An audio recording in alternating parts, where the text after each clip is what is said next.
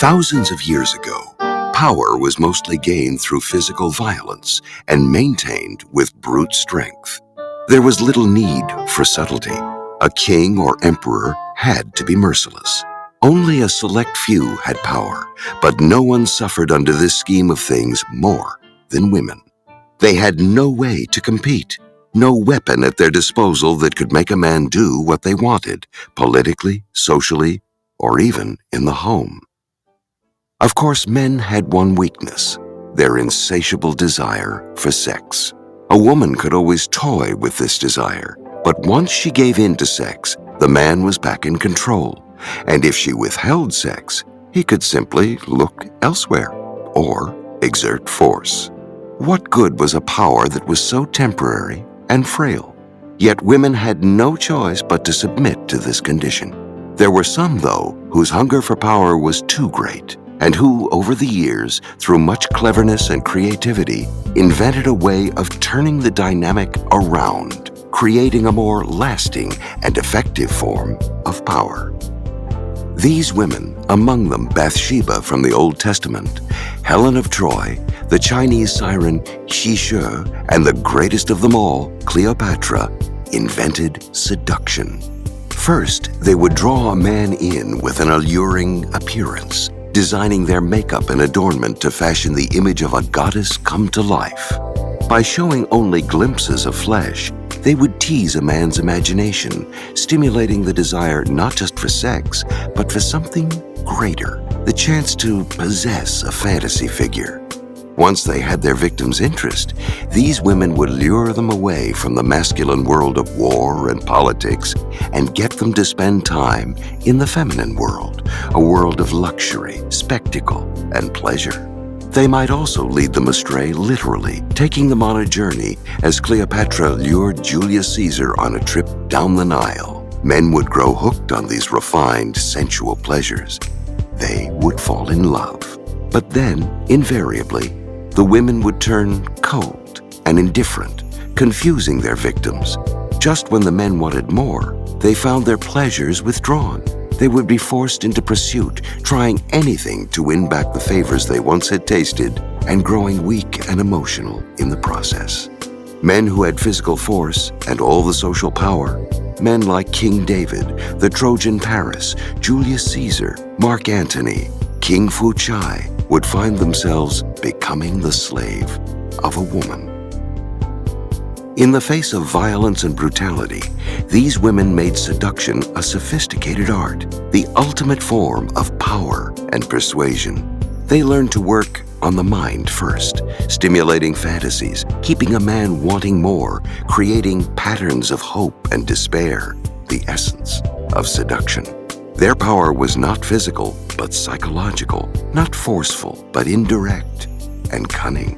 These first great seductresses were like military generals planning the destruction of an enemy, and indeed, early accounts of seduction often compare it to battle, the feminine version of warfare. For Cleopatra, it was a means of consolidating an empire. In seduction, the woman was no longer a passive sex object. She had become an active agent, a figure of power. With a few exceptions, the Latin poet Ovid, the medieval troubadours, men did not much concern themselves with such a frivolous art as seduction. Then, in the 17th century, came a great change. Men grew interested in seduction as a way to overcome a young woman's resistance to sex. History's first great male seducers, the Duc de Lauzun, the different Spaniards who inspired the Don Juan legend, began to adopt the methods traditionally employed by women. They learned to dazzle with their appearance, often androgynous in nature, to stimulate the imagination, to play the coquette. They also added a new masculine element to the game, seductive language, for they had discovered a woman's weakness for soft words. These two forms of seduction, the feminine use of appearances and the masculine use of language, would often cross gender lines. Casanova would dazzle a woman with his clothes. Ninon de l'Enclos would charm a man with her words. At the same time that men were developing their version of seduction, others began to adapt the art for social purposes. As Europe's feudal system of government faded into the past, courtiers needed to get their way in court without the use of force. They learned the power to be gained by seducing their superiors and competitors through psychological games, soft words, a little coquetry. As culture became democratized, actors, dandies, and artists came to use the tactics of seduction as a way to charm and win over their audience and social milieu. In the 19th century, another great change occurred. Politicians like Napoleon consciously saw themselves as seducers on a grand scale. These men depended on the art of seductive oratory, but they also mastered what had once been feminine strategies, staging vast spectacles, using theatrical devices, creating a charged physical presence. All this, they learned, was the essence of charisma, and remains so today. By seducing the masses, they could accumulate immense power without the use of force. Today, we have reached the ultimate point in the evolution of seduction. Now, more than ever, force or brutality of any kind is discouraged. All areas of social life require the ability to persuade people in a way that does not offend or impose itself. Forms of seduction can be found everywhere, blending male and female strategies. Advertisements insinuate, the soft sell dominates. If we are to change people's opinions, and affecting opinion is basic to seduction, we must act in subtle, subliminal ways. Today, no political campaign can work without seduction.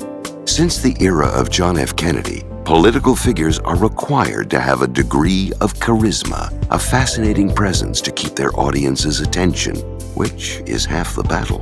The film world and media create a galaxy of seductive stars and images. We are saturated with the seductive. But even if much has changed in degree and scope, the essence of seduction is constant. Never be forceful or direct. Instead, use pleasure as bait, playing on people's emotions, stirring desire and confusion, inducing psychological surrender. In seduction, as it is practiced today, the methods of Cleopatra still hold. People are constantly trying to influence us, to tell us what to do, and just as often, we tune them out, resisting their attempts at persuasion. There is a moment in our lives, however, when we all act differently. When we are in love, we fall under a kind of spell. Our minds are usually preoccupied with our own concerns. Now they become filled with thoughts of the loved one. We grow emotional, lose the ability to think straight, act in foolish ways that we would never do otherwise. If this goes on long enough, something inside us gives way. We surrender to the will of the loved one and to our desire to possess them. Seducers are people who understand the tremendous power contained in such moments of surrender. They analyze what happens when people are in love, study the psychological components of the process, what spurs the imagination, what casts a spell. By instinct and through practice, they master the art of making people fall in love. As the first seductresses knew, it is much more effective to create love than lust. A person in love is emotional, pliable, and easily misled. The origin of the word seduction is the Latin for to lead astray. A person in lust is harder to control and, once satisfied, may easily leave you. Seducers take their time, create enchantment and the bonds of love so that when sex ensues, it only further enslaves the victim.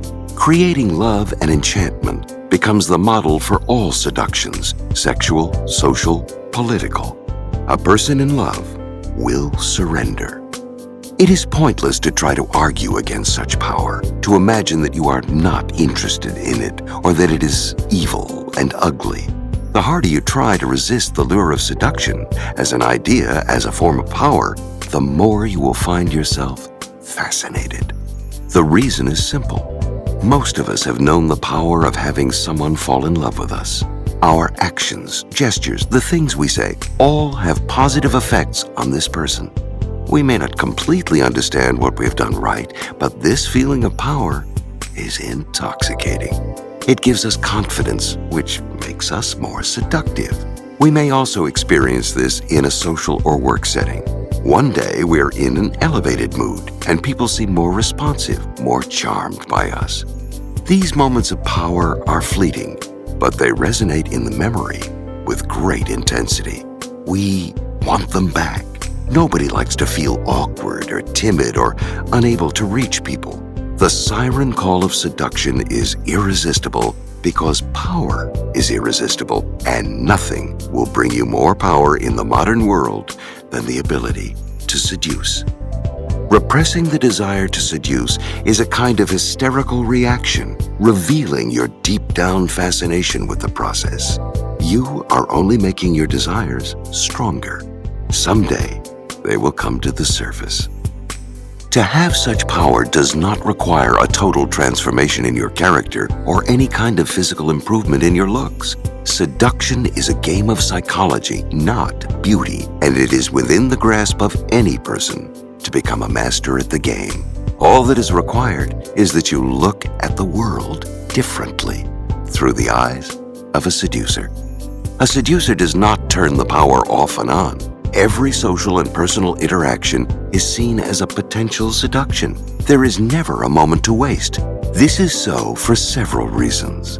The power seducers have over a man or woman works in social environments because they have learned how to tone down the sexual element without getting rid of it.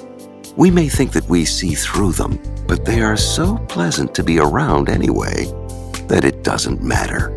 Trying to divide your life into moments in which you seduce and others in which you hold back will only confuse and constrain you.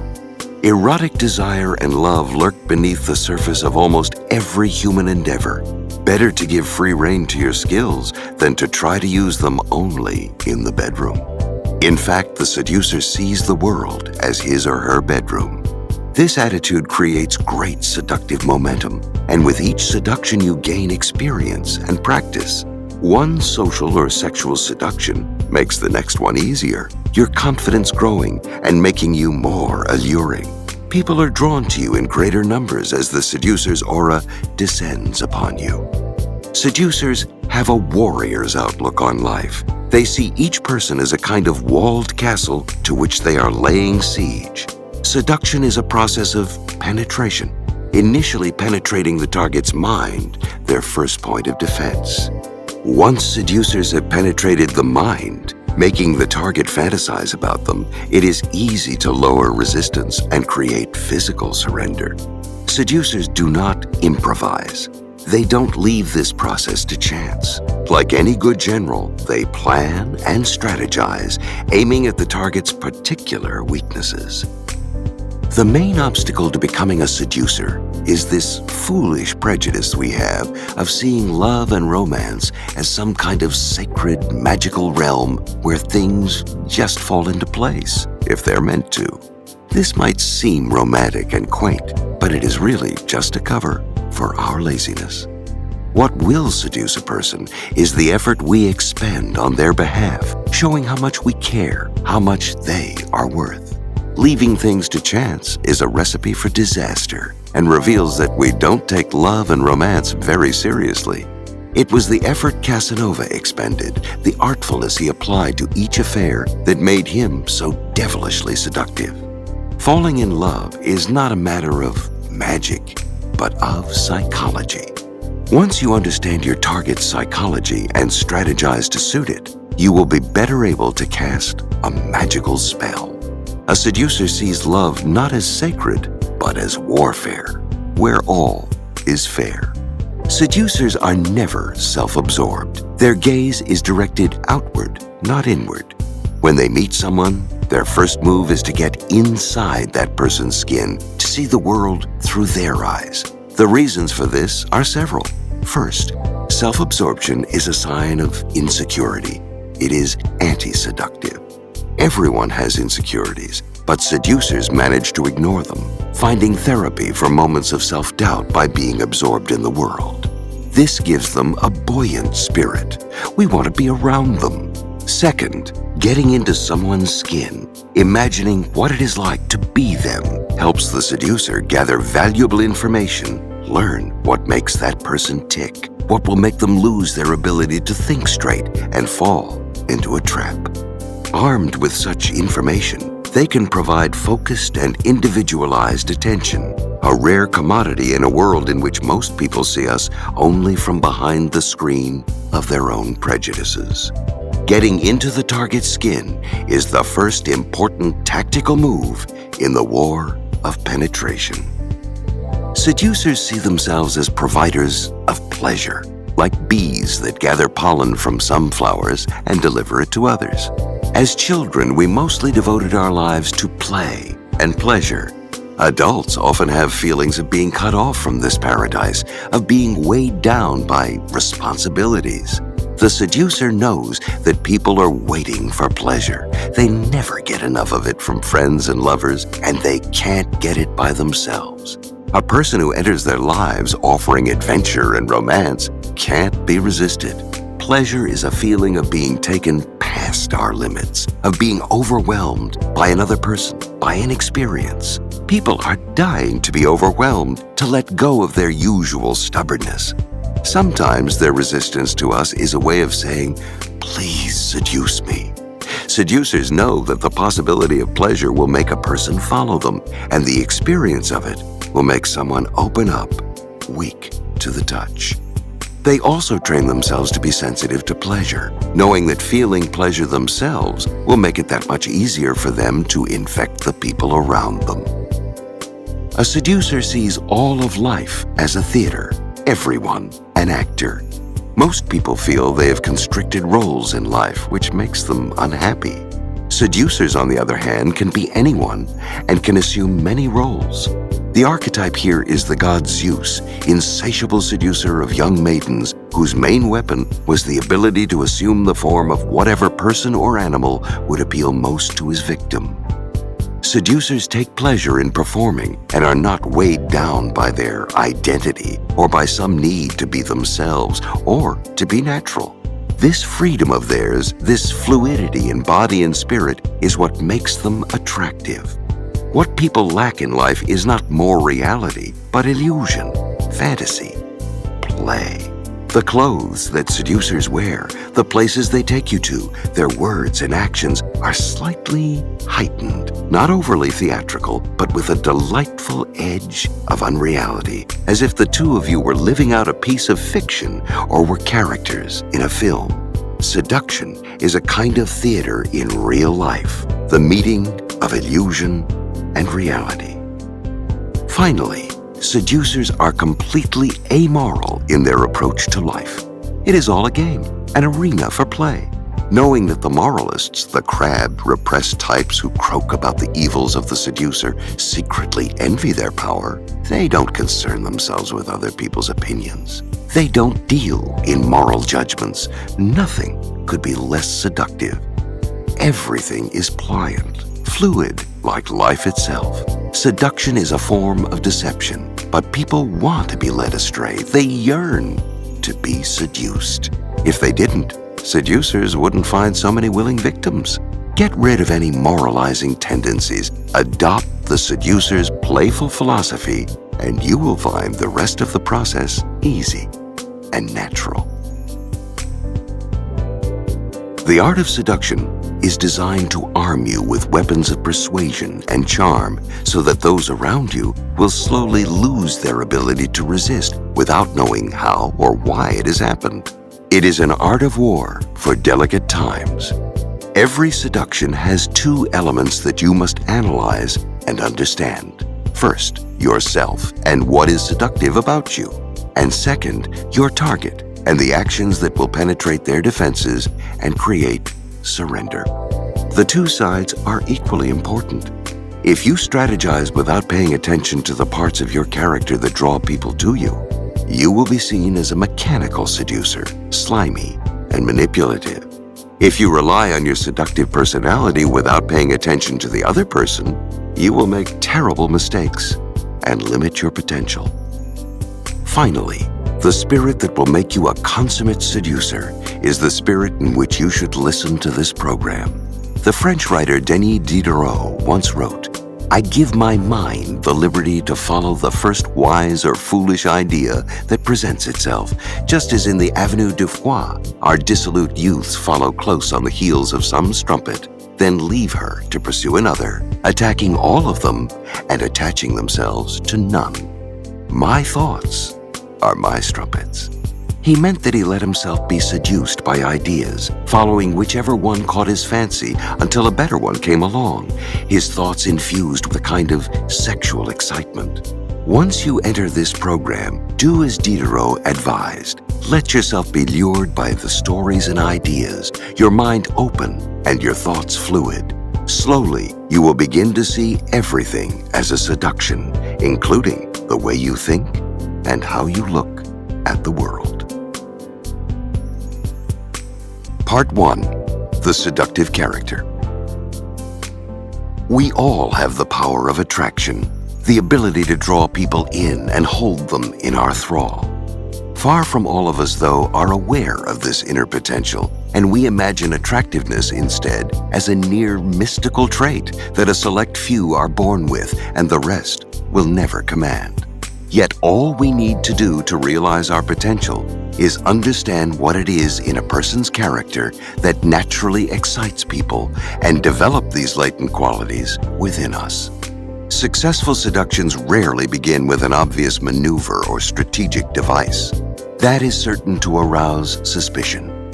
Successful seductions begin with your character, your ability to radiate some quality that attracts people and stirs their emotions in a way that is beyond their control.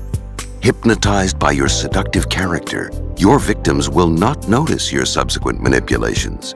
It will then be child's play to mislead and seduce them. There are 9 seducer types in the world. Each type has a particular character trait that comes from deep within and creates a seductive pull. Sirens have an abundance of sexual energy and know how to use it. Rakes insatiably adore the opposite sex, and their desire is infectious. Ideal lovers have an aesthetic sensibility that they apply to romance. Dandies like to play with their image, creating a striking and androgynous allure. Naturals are spontaneous and open. Coquettes are self-sufficient, with a fascinating cool at their core. Charmers want and know how to please. They are social creatures. Charismatics have an unusual confidence in themselves. Stars are ethereal and envelop themselves in mystery. This section will take you inside each of the 9 types. At least one should strike a chord. You will recognize part of yourself. That will be the key to developing your own powers of attraction. Let us say you have coquettish tendencies. The coquette segment will show you how to build upon your own self-sufficiency, alternating heat and coldness to ensnare your victims. It will show you how to take your natural qualities further, becoming a grand coquette, the type we fight over. There is no point in being timid with a seductive quality. We are charmed by an unabashed rake and excuse his excesses, but a half-hearted rake gets no respect. Once you have cultivated your dominant character trait, adding some art to what nature has given you, you can then develop a second or third trait, adding depth and mystery to your persona.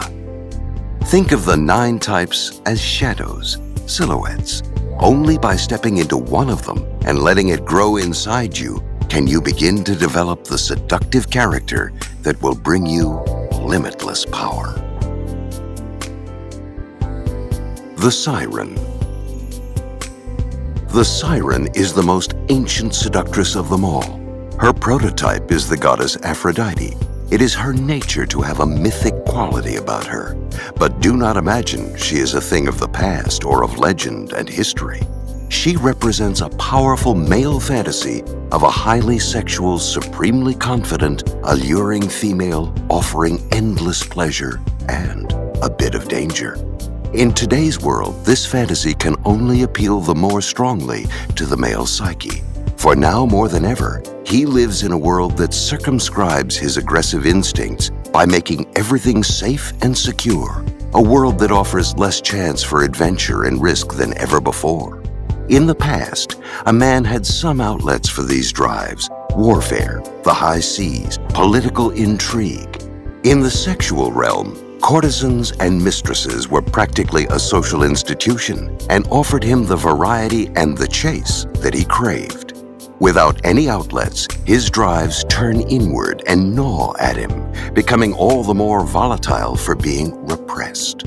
Sometimes a powerful man will do the most irrational things, have an affair when it is least called for, just for the thrill, the danger of it all. The irrational can prove immensely seductive, and even more so for men who must always seem so reasonable. If it is seductive power you are after, the siren is the most potent of all. She operates on a man's most basic emotions, and if she plays her role properly, she can transform a normally strong and responsible male into a childish slave.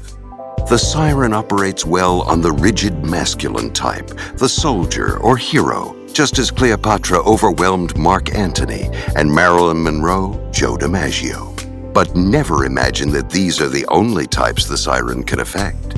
Julius Caesar was a writer and thinker who had transferred his intellectual abilities onto the battlefield and into the political arena. The playwright Arthur Miller fell as deeply under Monroe's spell as DiMaggio. The intellectual is often the one most susceptible to the siren call of pure physical pleasure because his life so lacks it. The siren does not have to worry about finding the right victim. Her magic works on one and all. First and foremost, a siren must distinguish herself from other women. She is by nature a rare thing, mythic, only one to a group. She is also a valuable prize to be wrested away from other men. Physicality offers the best opportunities here, since a siren is preeminently a sight to behold. A highly feminine and sexual presence, even to the point of caricature, will quickly differentiate you, since most women lack the confidence to project such an image. Once the siren has made herself stand out from others, she must have two other critical qualities: the ability to get the male to pursue her so feverishly that he loses control, and a touch of the dangerous. Danger is surprisingly seductive.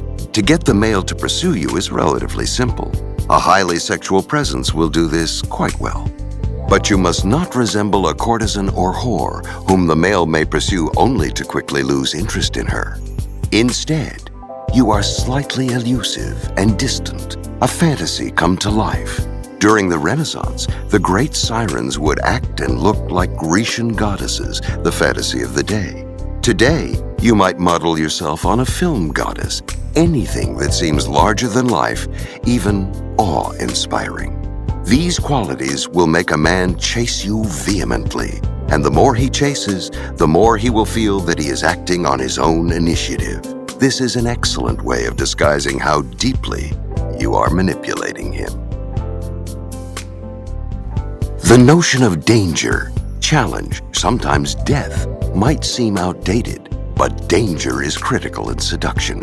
It adds emotional spice and is particularly appealing to men today who are normally so rational and repressed. Danger is present in the original myth of the siren. In Homer's Odyssey, the hero Odysseus must sail by the rocks where the sirens, strange female creatures, sing and beckon sailors to their destruction. They sing of the glories of the past, of a world like childhood, without responsibilities, a world of pure pleasure. Their voices are like water, liquid and inviting. Sailors would leap into the water to join them and drown, or distracted and entranced, they would steer their ship into the rocks. To protect his sailors from the sirens, Odysseus has their ears filled with wax. He himself is tied to the mast so that he can both hear the sirens and live to tell of it. A strange desire, since the thrill of the sirens is giving in to the temptation to follow them. Just as the ancient sailors had to row and steer, ignoring all distractions, a man today must work and follow a straight path in life. The call of something dangerous, emotional, unknown is all the more powerful because it is so forbidden. A man is often ruined by a siren, yet cannot tear himself away. Many powerful men have a masochistic streak. An element of danger is easy to hint at and will enhance your other siren characteristics. Sirens are often fantastically irrational, which is immensely attractive to men who are oppressed by their own reasonableness. An element of fear is also critical. Keeping a man at a proper distance creates respect so that he doesn't get close enough to see through you or notice your weaker qualities. Create such fear by suddenly changing your moods, keeping the man off balance, occasionally intimidating him with capricious behavior. The most important element for an aspiring siren is always the physical, the siren's main instrument of power. Physical qualities, a scent, a heightened femininity evoked through makeup or through elaborate or seductive clothing, act all the more powerfully on men because they have no meaning. In their immediacy, they bypass rational processes, having the same effect that a decoy has on an animal or the movement of a cape on a bull. The proper siren appearance is often confused with physical beauty, particularly the face. But a beautiful face does not a siren make. Instead, it creates too much distance and coldness. Neither Cleopatra nor Marilyn Monroe, the two greatest sirens in history, were known for their beautiful faces. Although a smile and an inviting look are infinitely seductive, they must never dominate your appearance. They are too obvious and direct. The siren must stimulate a generalized desire, and the best way to do this is by creating an overall impression that is both distracting and alluring. It is not one particular trait, but a combination of qualities. The voice. Clearly a critical quality, as the legend indicates, the siren's voice has an immediate animal presence with incredible suggestive power.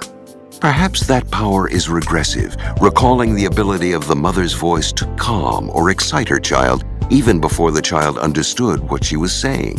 The siren must have an insinuating voice that hints at the erotic, more often subliminally than overtly. Almost everyone who met Cleopatra commented on her delightful, sweet-sounding voice, which had a mesmerizing quality. The Empress Josephine Bonaparte, one of the great seductresses of the late 18th century, had a languorous voice that men found exotic and suggestive of her Creole origins. Marilyn Monroe was born with her breathy, childlike voice, but she learned to lower it to make it truly seductive. Lauren Bacall's voice is naturally low. Its seductive power comes from its slow, suggestive delivery. The siren never speaks quickly, aggressively, or at a high pitch. Her voice is calm and unhurried, as if she had never quite woken up or left her bed. Body and adornment. If the voice must lull, the body and its adornment must dazzle.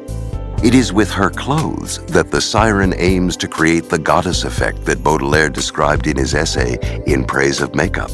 Woman is well within her rights, and indeed she is accomplishing a kind of duty in striving to appear magical and supernatural. She must astonish and bewitch. An idol, she must adorn herself with gold in order to be adored.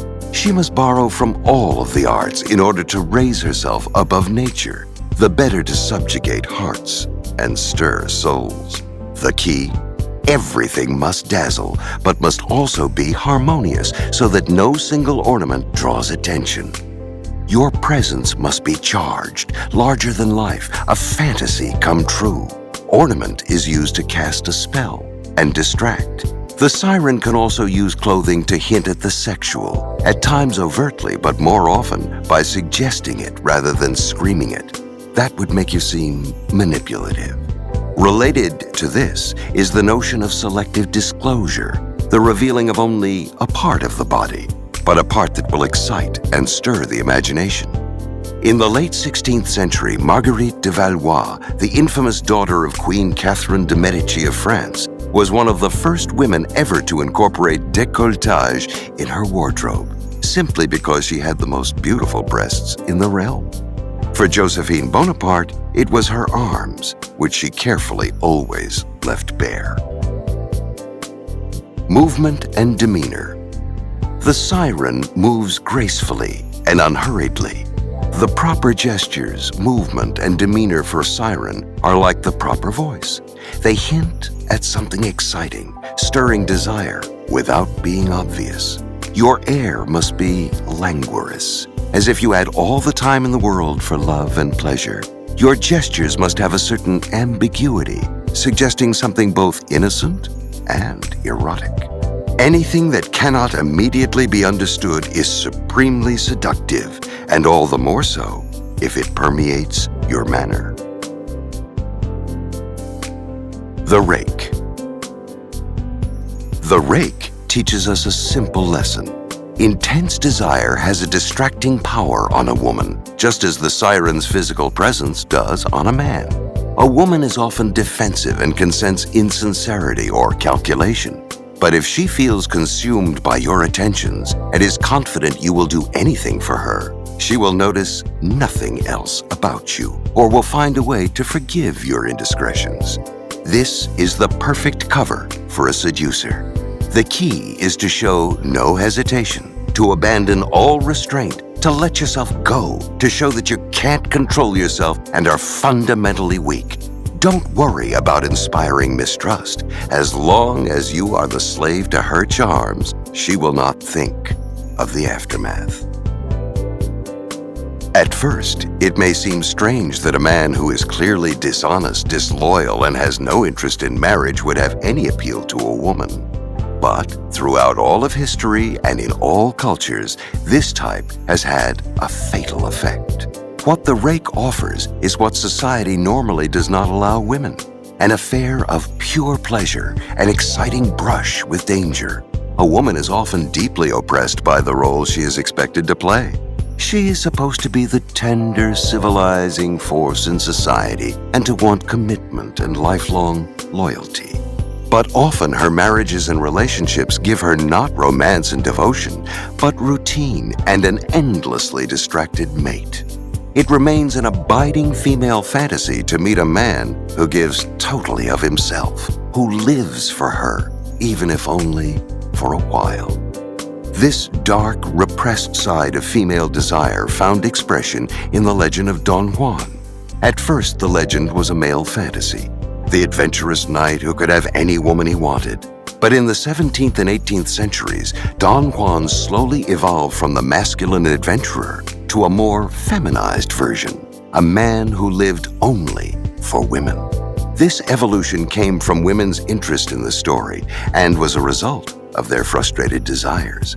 Marriage for them was a form of indentured servitude. But Don Juan offered pleasure for its own sake, desire with no strings attached. For the time he crossed your path, you were all that he thought about.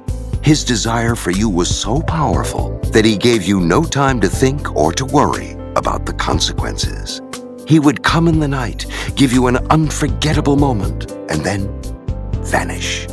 He might have conquered 1,000 women before you, but that only made him more interesting.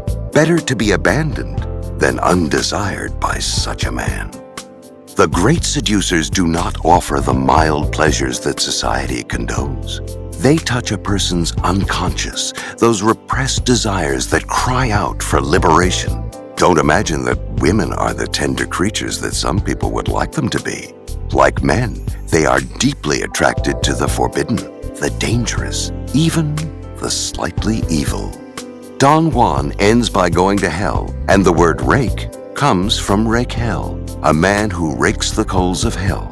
The devilish component, clearly, is an important part of the fantasy. Always remember, if you are to play the rake, you must convey a sense of risk and darkness, suggesting to your victim that she is participating in something rare and thrilling, a chance to play out her own rakish desires. To play the rake, the most obvious requirement is the ability to let yourself go, to draw a woman into the kind of purely sensual moment in which past and future lose meaning.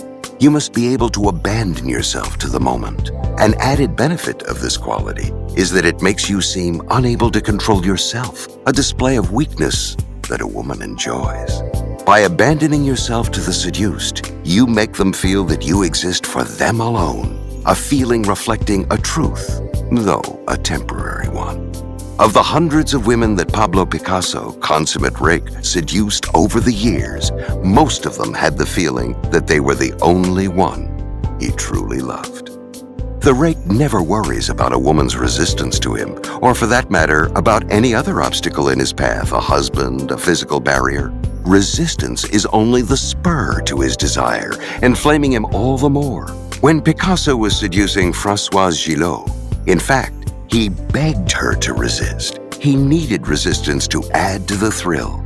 In any case, an obstacle in your way gives you the opportunity to prove yourself and the creativity you bring to matters of love. If no resistances or obstacles face you, you must create them. No seduction can proceed without them. The rake is an extreme personality. Impudent, sarcastic, and bitingly witty, he cares nothing for what anyone thinks. Paradoxically, this only makes him more seductive. In the court-like atmosphere of studio-era Hollywood, when most of the actors behaved like dutiful sheep, the great rake Errol Flynn stood out in his insolence. He defied the studio chiefs, engaged in the most extreme pranks, reveled in his reputation as Hollywood's supreme seducer, all of which enhanced his popularity. The rake needs a backdrop of convention, a stultified court, a humdrum marriage, a conservative culture to shine, to be appreciated for the breath of fresh air he provides. Never worry about going too far. The rake's essence is that he goes further than anyone else. Related to the rake's extremism is the sense of danger, taboo, perhaps even the hint of cruelty about him. Danger and taboo appeal to a repressed side in women, who are supposed to represent a civilizing, moralizing force in culture. Just as a man may fall victim to the siren through his desire to be free of his sense of masculine responsibility, a woman may succumb to the rake through her yearning to be free of the constraints of virtue and decency. Indeed, it is often the most virtuous woman who falls most deeply in love with the rake. Among the rake's most seductive qualities is his ability to make women want to reform him. How many of Picasso's women thought they would finally be the one with whom he would spend the rest of his life? You must exploit this tendency to the fullest.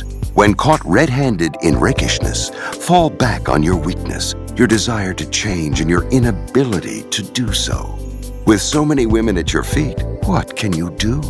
You are the one who is the victim. You need help.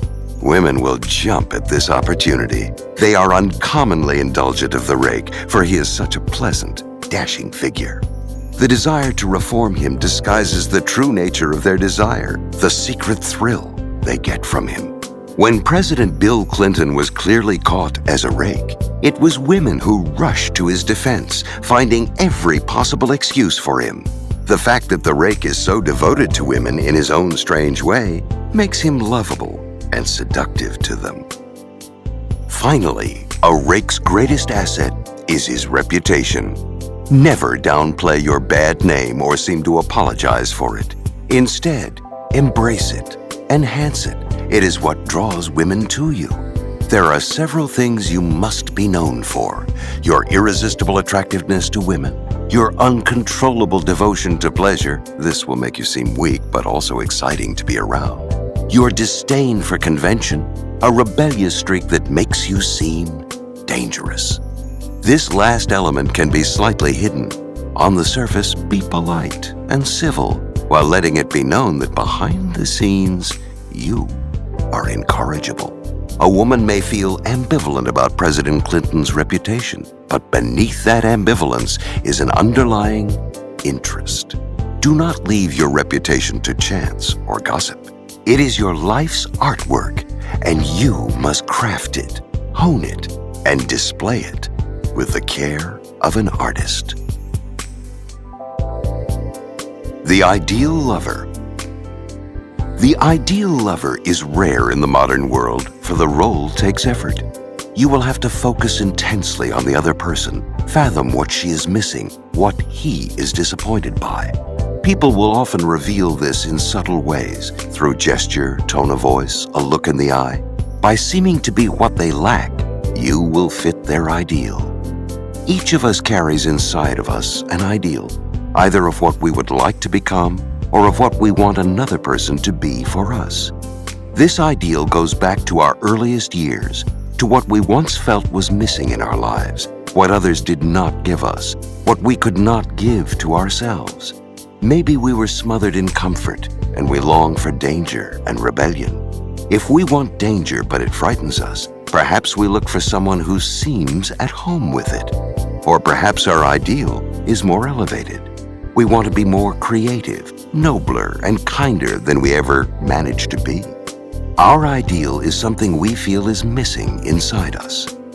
Our ideal may be buried in disappointment, but it lurks underneath, waiting to be sparked. If another person seems to have that ideal quality, or to have the ability to bring it out in us, we fall in love. That is the response to ideal lovers. Attuned to what is missing inside you, to the fantasy that will stir you, they reflect your ideal, and you do the rest, projecting onto them your deepest desires and yearnings. The key to following the path of the ideal lover is the ability to observe. Ignore your target's words and conscious behavior. Focus on the tone of their voice, a blush here, a look there, those signs that betray what their words won't say. Often, the ideal is expressed in contradiction. Never has there been a better moment than now to play the ideal lover. That is because we live in a world in which everything must seem elevated and well-intentioned. Power is the most taboo topic of all. Although it is the reality we deal with every day in our struggles with people, there is nothing noble, self-sacrificing, or spiritual about it. Ideal lovers make you feel nobler, make the sensual and sexual seem spiritual and aesthetic. Like all seducers, they play with power, but they disguise their manipulations behind the facade of an ideal. Few people see through them, and their seductions last longer. Some ideals resemble Jungian archetypes.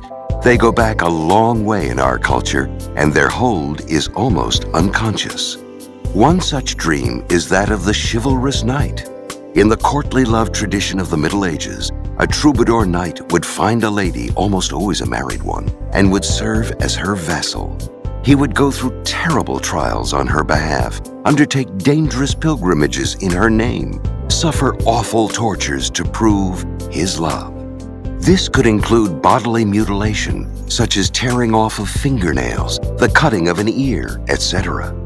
He would also write poems and sing beautiful songs to her, for no troubadour could succeed without some kind of aesthetic or spiritual quality to impress his lady.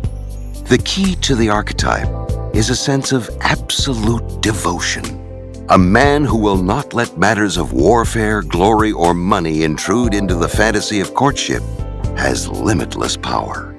The troubadour role is an ideal because people who do not put themselves and their own interests first are truly rare. For a woman to attract the intense attention of such a man is immensely appealing to her vanity. The embodiment of the ideal lover for the 1920s was Rudolph Valentino, or at least the image created of him in film. Everything he did, the gifts, the flowers, the dancing, the way he took a woman's hand, showed a scrupulous attention to the details that would signify how much he was thinking of her. The image was of a man who made courtship take time, transforming it into an aesthetic experience.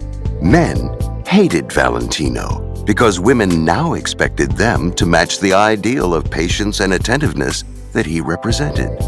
Yet nothing is more seductive than patient attentiveness. It makes the affair seem lofty, aesthetic, not really about sex.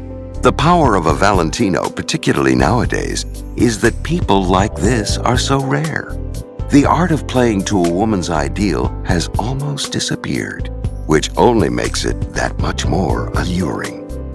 If the chivalrous lover remains the ideal for women, men often idealize the Madonna whore, a woman who combines sensuality with an air of spirituality or innocence. The key is ambiguity, to combine the appearance of sensitivity to the pleasures of the flesh with an air of innocence, spirituality, a poetic sensibility. This mix of the high and the low is immensely seductive. The dynamics of the ideal lover have limitless possibilities, not all of them erotic. In politics, Talleyrand essentially played the role of the ideal lover with Napoleon, whose ideal in both a cabinet minister and a friend was a man who was aristocratic, smooth with the ladies, all the things that Napoleon himself was not. In 1798, when Talleyrand was the French foreign minister, he hosted a party in Napoleon's honor after the great general's dazzling military victories in Italy. To the day Napoleon died, he remembered this party as the best he ever attended. It was a lavish affair, and Talleyrand wove a subtle message into it by placing Roman busts around the house and by talking to Napoleon of reviving the imperial glories of ancient Rome. This sparked a glint in the leader's eye, and indeed, a few years later, Napoleon gave himself the title of emperor, a move that only made Talleyrand more powerful. The key to Talleyrand's power was his ability to fathom Napoleon's secret ideal, his desire to be an emperor, a dictator. Talleyrand simply held up a mirror to Napoleon and let him glimpse that possibility. People are always vulnerable to insinuations like this which stroke their vanity, almost everyone's weak spot. Hint at something for them to aspire to. Reveal your faith in some untapped potential you see in them, and you will soon have them eating out of your hand.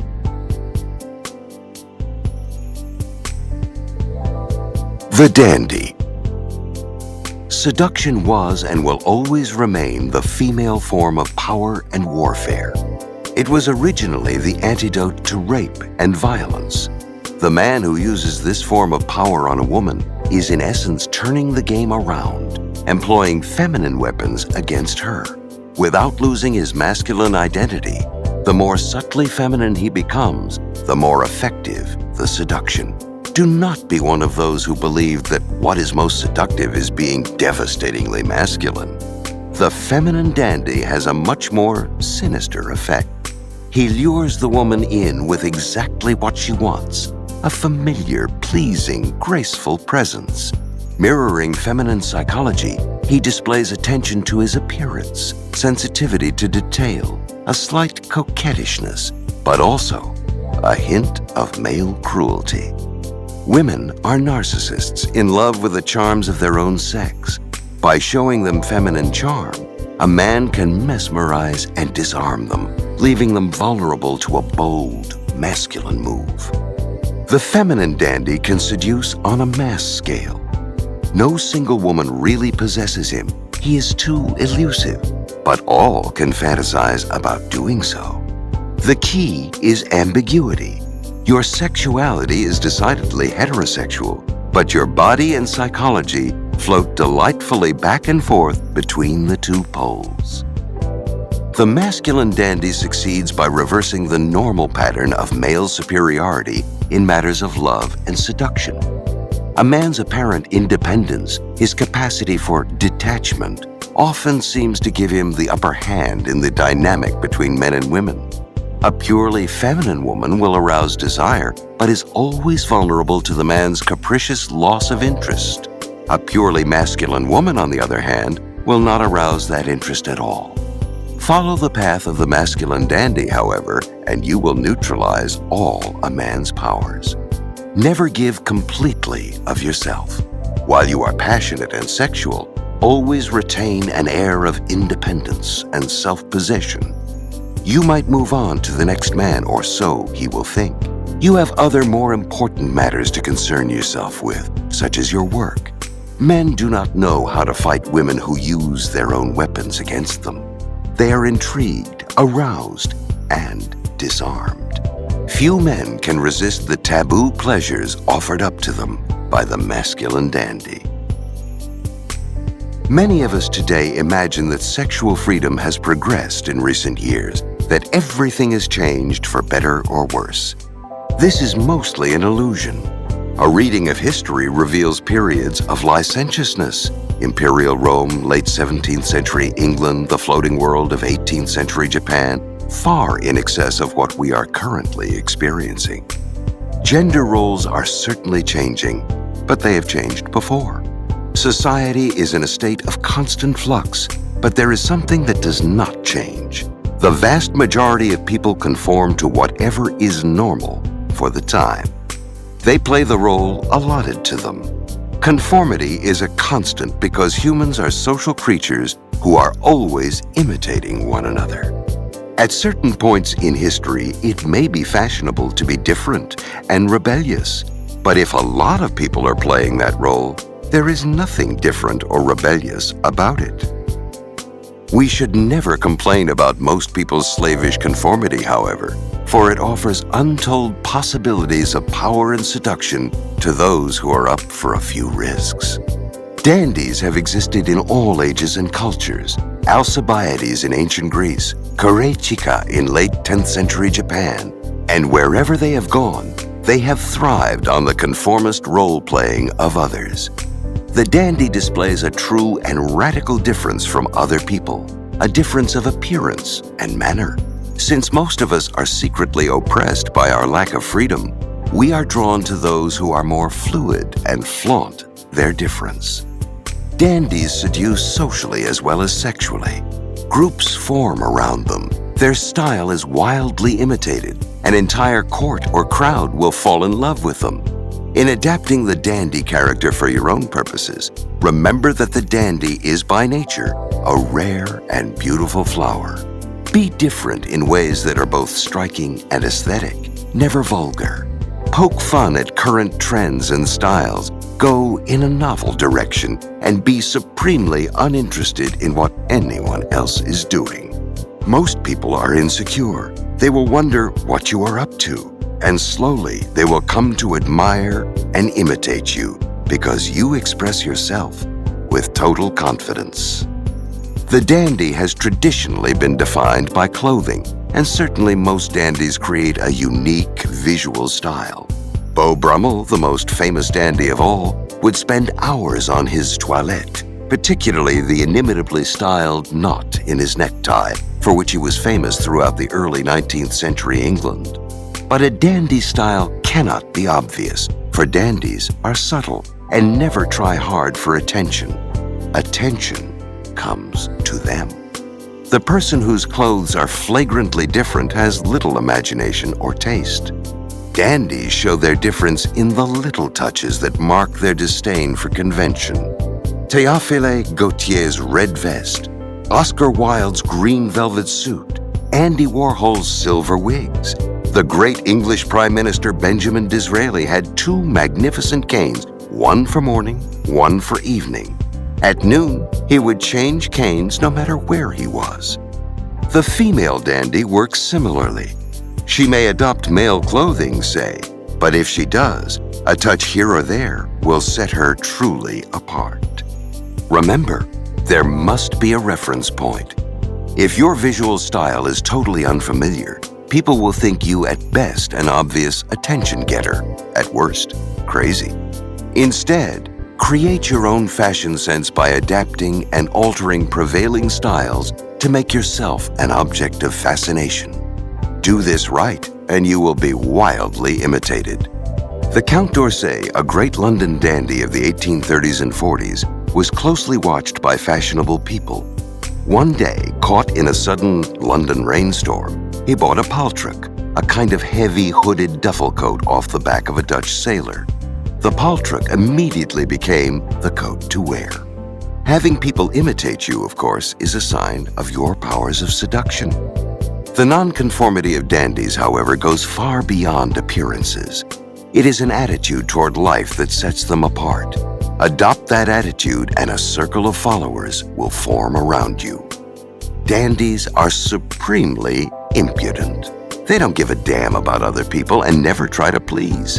In the court of Louis XIV, the writer La Bruyere noticed that courtiers who tried hard to please were invariably on the way down. Nothing was more anti-seductive. As Barbé d'Aurevilly wrote, dandies please women by displeasing them. The insolence of the rake is tied up with his desire to conquer a woman. He cares for nothing else. The insolence of the dandy, on the other hand, is aimed at society and its conventions. It is not a woman he cares to conquer, but a whole group, an entire social world. And since people are generally oppressed by the obligation of always being polite and self-sacrificing, they are delighted to spend time around a person who disdains such niceties. Dandies are masters of the art of living.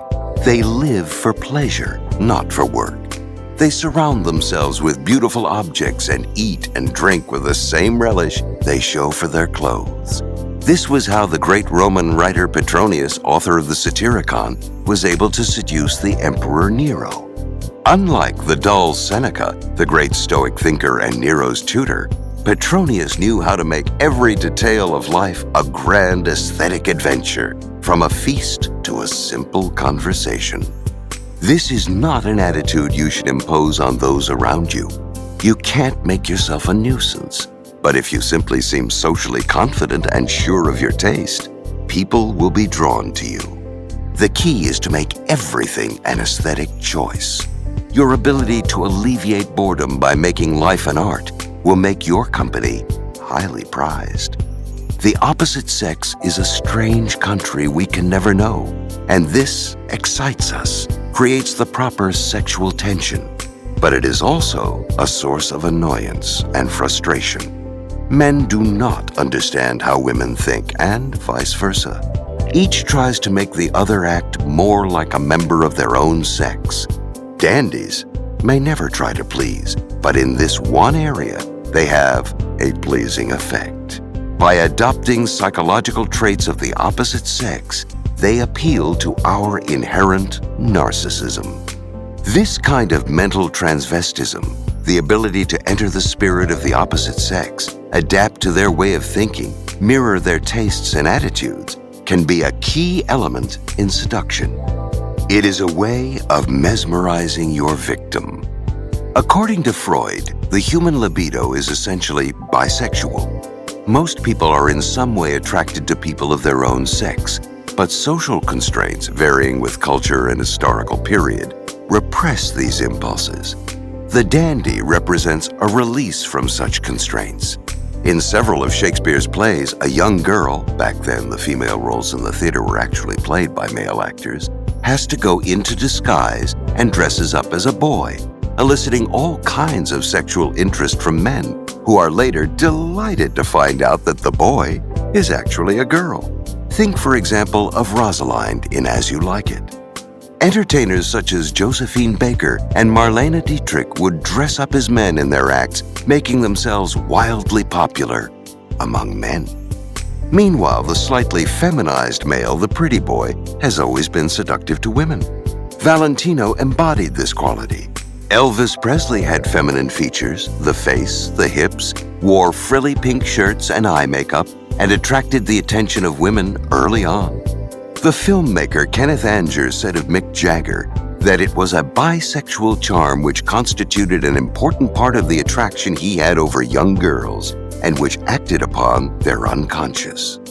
In Western culture, for centuries in fact, feminine beauty has been far more fetishized than male beauty, so it is understandable that a feminine-looking face like that of Montgomery Clift would have more seductive power than that of John Wayne. The dandy figure has a place in politics as well. John F. Kennedy was a strange mix of the masculine and feminine, virile in his toughness with the Russians and in his White House lawn football games, yet feminine in his graceful and dapper appearance. This ambiguity was a large part of his appeal. Do not be misled by the surface disapproval your dandy pose may elicit. Society may publicize its distrust of androgyny. In Christian theology, Satan is often represented as androgynous, but this conceals its fascination. What is most seductive is often what is most repressed. Learn a playful dandyism and you will become the magnet for people's dark, unrealized yearnings. The key to such power is ambiguity. In a society where the roles everyone plays are obvious, the refusal to conform to any standard will excite interest. Be both masculine and feminine, impudent and charming, subtle and outrageous. Let other people worry about being socially acceptable. Those types are a dime a dozen, and you are after a power greater than they can imagine. Children are not as guileless as we like to imagine. They suffer from feelings of helplessness and sense early on the power of their natural charm to remedy their weakness in the adult world. They learn to play a game. If their natural innocence can persuade a parent to yield to their desires in one instance, then it is something they can use strategically in another instance, laying it on thick at the right moment to get their way. If their vulnerability and weakness is so attractive, then it is something they can use for effect. Why are we seduced by children's naturalness? First, because anything natural has an uncanny effect on us. Since the beginning of time, natural phenomena such as lightning storms or eclipses have instilled in human beings an awe tinged with fear. The more civilized we become, the greater the effects such natural events have on us. The modern world surrounds us with so much that is manufactured and artificial that something sudden and inexplicable fascinates us. Children also have this natural power, but because they are unthreatening and human, they are not so much awe-inspiring as charming. Most people try to please, but the pleasantness of the child comes effortlessly, defying logical explanation. And what is irrational is often dangerously seductive. More important, a child represents a world from which we have been forever exiled. Because adult life is full of boredom and compromise, we harbor an illusion of childhood as a kind of golden age, even though it can often be a period of great confusion and pain. It cannot be denied, however, that childhood had certain privileges, and as children, we had a pleasurable attitude to life. Confronted with a particularly charming child, we often feel wistful. We remember our own golden past, the qualities we have lost and wish we had again. And in the presence of the child, we get a little of that goldenness back. Natural seducers are people who somehow avoid getting certain childish traits drummed out of them by adult experience. Such people can be as powerfully seductive as any child because it seems uncanny and marvelous that they have preserved such qualities. They are not literally like children, of course. That would make them obnoxious or pitiful. Rather, it is the spirit that they have retained. Do not imagine that this childishness is something beyond their control. Natural seducers learn early on the value of retaining a particular quality and the seductive power it contains. They adapt and build upon those childlike traits that they manage to preserve exactly as the child learns to play with its natural charm. This is the key. It is within your power to do the same, since there is lurking within all of us a devilish child straining to be let loose. To do this successfully, you have to be able to let go to a degree, since there is nothing less natural than seeming hesitant. Remember the spirit you once had.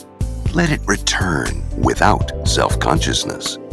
People are much more forgiving of those who go all the way, who seem uncontrollably foolish, than the half-hearted adult with a childish streak. Remember who you were before you became so polite and self-effacing.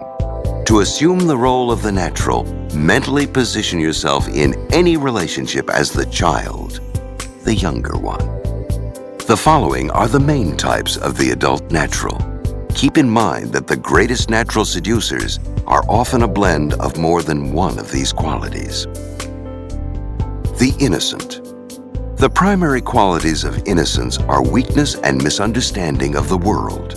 Innocence is weak because it is doomed to vanish in a harsh, cruel world. The child cannot protect or hold on to its innocence. The misunderstandings come from the child's not knowing about good and evil and seeing everything through uncorrupted eyes. The weakness of children elicits sympathy. Their misunderstandings make us laugh, and nothing is more seductive than a mixture of laughter and sympathy. The adult natural is not truly innocent. It is impossible to grow up in this world and retain total innocence. Yet naturals yearn so deeply to hold on to their innocent outlook that they manage to preserve the illusion of innocence. They exaggerate their weakness to elicit the proper sympathy. They act like they still see the world through innocent eyes, which, in an adult, proves doubly humorous. Much of this is conscious, but to be effective, adult naturals must make it seem subtle and effortless. If they are seen as trying to act innocent, it will come across as pathetic. It is better for them to communicate weakness indirectly, through looks and glances, or through the situations they get themselves into, rather than anything obvious. Since this type of innocence is mostly an act, it is easily adaptable for your own purposes. Learn to play up any natural weaknesses or flaws. The imp. Impish children have a fearlessness that we adults have lost. That is because they do not see the possible consequences of their actions, how some people might be offended, or how they might physically hurt themselves in the process. Imps are brazen, blissfully uncaring. They infect you with their light-hearted spirit. Such children have not yet had their natural energy and spirit scolded out of them by the need to be polite and civil. Secretly, we envy them. We want to be naughty too. Adult imps are seductive because of how different they are from the rest of us. Breaths of fresh air in a cautious world, they go full throttle as if their impishness were uncontrollable and thus natural. If you play the part, don't worry about offending people now and then. You are too lovable and inevitably they will forgive you. Just don't apologize or look contrite, for that would break the spell. Whatever you say or do, keep a glint in your eye to show that you do not take anything seriously. The wonder. A wonder child has a special, inexplicable talent, a gift for music, for mathematics, for chess, for sport. At work in the field in which they have such prodigal skill, these children seem possessed and their actions effortless. If they are artists or musicians, Mozart types, their work seems to spring from some inborn impulse, requiring remarkably little thought. If it is a physical talent that they have, they are blessed with unusual energy, dexterity, and spontaneity. In both cases, they seem talented beyond their years. This fascinates us. Adult wonders are often former wonder children who have managed remarkably to retain their youthful impulsiveness and improvisational skills. True spontaneity is a delightful rarity, for everything in life conspires to rob us of it.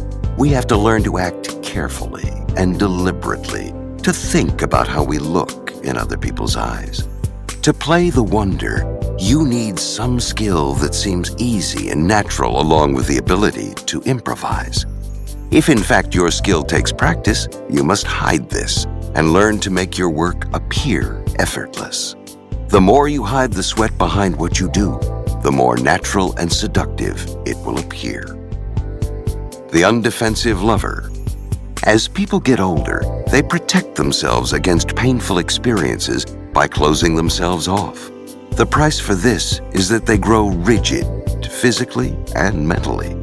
But children are by nature unprotected and open to experience, and this receptiveness is extremely attractive. In the presence of children, we become less rigid, infected with their openness. That is why we want to be around them.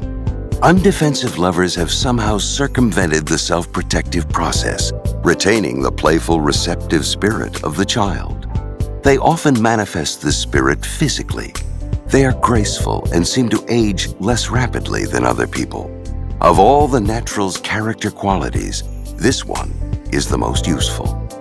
Defensiveness is deadly in seduction.